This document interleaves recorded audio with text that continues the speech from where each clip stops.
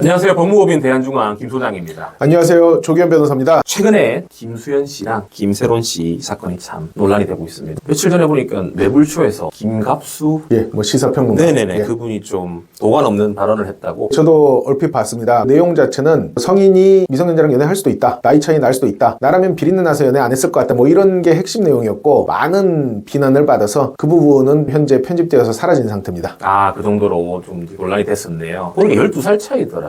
예. 사실 12살 차이 연애를 한다는 것은 많잖아요. 저 같은 경우에도 한 7살, 8살 연하 여자친구가 있었던 적도 있고 한데 결국 사람들이 문제 삼는 거는 미성년자였을 때 연애를 했다는 그 부분을 문제 삼고 있는 거죠. 그렇죠. 우리 현행법상 30살 차이가 나서 연애를 하든 40살 차이가 나서 연애를 하든 상관없습니다. 다만 우리 법은 미성년자 의제강간죄를 두고 있어서 만 16세가 안 된 미성년자가 성인과 성관계를 하면은 성인을 처벌하도록 하고 있습니다. 김세론이 만 15세 때 김수현과 성관계를 했을 가능성이 있다라는 이유 때문에 법적으로도 문제의 소지가 있다라는 거죠. 근데 그게 밝힐 수가 있나요? 없죠. 가장 중요한 증인이자 이 사건의 핵심 인물인 김세론이 이미 고인이 돼버린 마당에 성관계를 했는지 안 했는지를 밝힐 수는 없어 보입니다. 사실 김용건 씨 아시죠?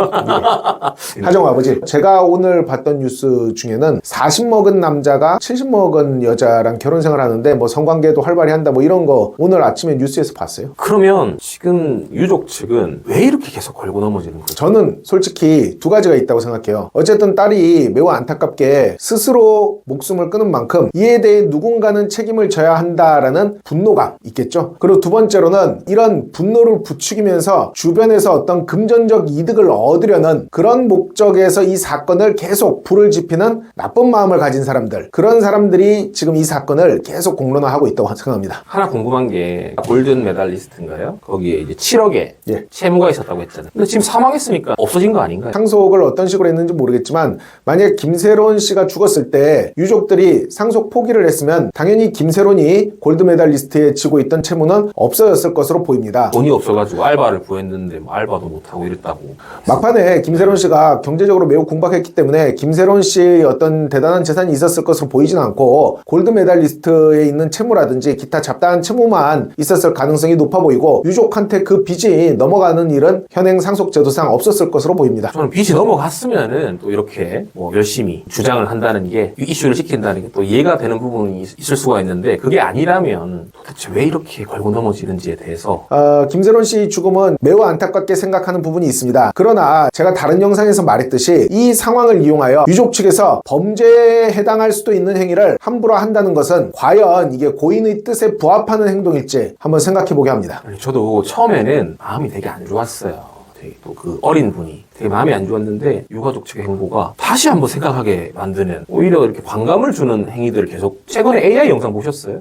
저도 얼핏 봤는데 저는 매우 부적절하다고 생각해요. 기괴하다고 생각했어요. 그렇죠. 마치 죽은 사람이 살아있는 것처럼 그런 영상을 정당한 법적인 상속인이나 혹은 친부나 친모라 하더라도 저는 부적절한 행위라고 생각해요. 죽은 자는 본인의 뜻을 표출할 수가 없어요. 그런데 마치 그것이 어떤 죽은 자의 뜻이냐 AI까지 이용해서 실제 사람이 말한 것 같은 그런 영상을 만든다는 것은 도대체 이러한 행동까지 해서 얻고자 하는 것이 무엇인지 저희를 의심하게 합니다. 근데 참 이 네티즌들도 문제는 있는 것 같습니다. 김세론이 알바를 하면서 공박한 척을 한다고 계속 음주운전으로 공격을 하고 그렇게 물어뜯더니 고인이 되고 난 뒤에는 바통 터치가 됐네요. 여기 와서 물어뜯다가 이제는 여기 와서 물어뜯다가 여기서 물어뜯어가지고 사망의 원인을 준 분들도 있을 거 아니에요. 저는 사실 이렇게 생각해요. 이 사건에서 김수현 씨를 무분별하게 공격하는 네티즌들은 아마 김세론 씨가 살아있을 때 김세론 씨를 무분별하게 공격했던 사람들이랑 겹칠 거라고 생각합니다. 그런 악질적인 네티즌들이 성향 자체가 그렇기 때문이지 김수현이 잘못이냐 김세론이 잘못이냐를 따지기보다는 타인을 불행하게 만들고 싶은 군중 심리에 의해서 이런 나쁜 행위를 하고 있다라고 저는 생각합니다. 팩트체크도 안 하고 물어뜯는 분들이 너무 많은 것 같아요. 오늘은 저희 변호사님 모시고 최근에 이슈인 고 김세론 씨와 김수현 씨의 사건에 대해서 한번 말씀드려봤습니다. 앞으로도 좋은 영상으로 찾아뵙겠습니다. 감사합니다. 감사합니다.